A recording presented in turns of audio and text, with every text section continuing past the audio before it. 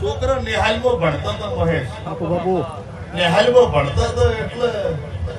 પુનજીને એમ કીધું વિજય ભુવા કે ભાઈ તમે આ બધા છોકરા ભણો છો તો કે હવાર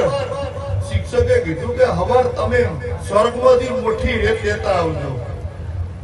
કે સ્વર્ગમાંથી મોટી રેત લેતા આવજો ને છોકરો બધો ટેન્શનમાં આવી ગયો સ્વર્ગમાં 4 જવરા હે રેત 4 લવરા હે આ તો બધું લાલા ભાઈ નો પડે એમ કરતા કરતા બધા વિચારમાં આવી ગયા કિરણભાઈ બીજો દાડો ઉજો બધા ખાલી હાથી આયા એક છોકરો મોટી રેત લઈને આવ્યો પેલા બધી વિચાર કર્યો કે બધા ખાલી આયેલા એક છોકરો મોટી રેત લઈને આવ્યો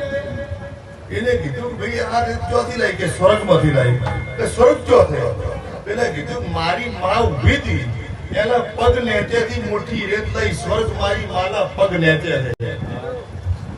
બધા થઈ જાય ઓહો ભાઈ એટલે આ દુનિયા એક વાત નક્કી હ